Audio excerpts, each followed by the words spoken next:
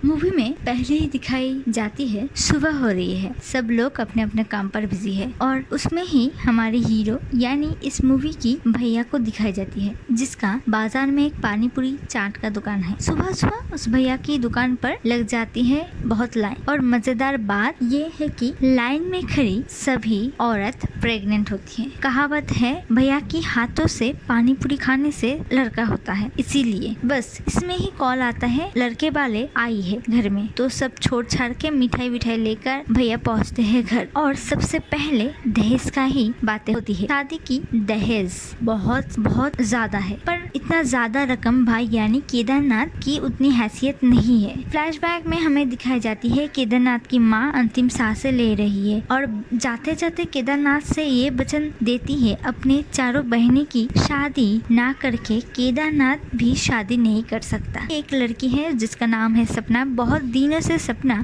केदारनाथ को चाहता है, पर क्या करे, भाई तो माँ को वचन दी है उसके 4 बहन की शादी ना होने तक वो सपना से शादी नहीं कर सकता है। सपना के पापा आता है केदारनाथ से शादी के बातें करने, पर केदारनाथ वहाँ से भाग जाता है। ऐसे ही दिन गुजरता है। एक दिन केदारनाथ की दोस्त आता है उसे उसकी बेटी की शादी में इनवाइट करने और उससे ही केदारनाथ को पता चलता है महल में एक औरत है जो खतरनाक से खतरनाक लड़कियों की शादी करवा देती है। केदारनाथ नेक्स्ट दिन शादी में जाता है और शादी करवाने वाली उस मैडम से बातें करने। पहले तो बहुत भाव खाता है वो मैडम, पर जाते जाते वो मैडम केदारनाथ को ऑफिस पर बहन को लेकर आने के लिए बोलता है। मैडम तो एक एक बहन को देकर दहेज की रकम बता रही है। एक की 5 लाख तो दूसरे का 10, दूसरे का 10 तो तीसरे का 15, ऐसे ही चढ़ता जा रहा है बहन को देकर मैडम की दहेज की रकम।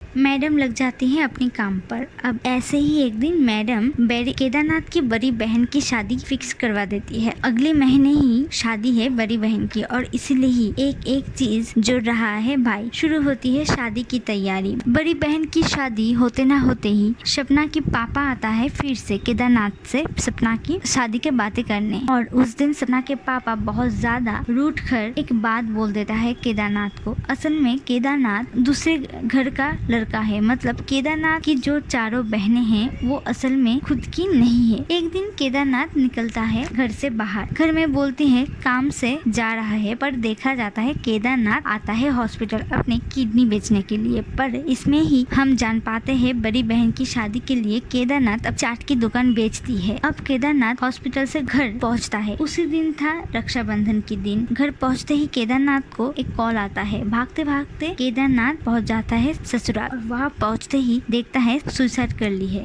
ये देखकर भैया तो टूट पड़ता है और उसी दिन भाई वचन लेता है अपनी उसके 3 बहनों को उस काबिल बनाया गया जहाँ पर दहेज के लिए मरना ना पड़े और किसी को, क्योंकि हमारी समाज में लड़के बालों को जितना ही देते रहो उतना ही कम पड़ जाता है।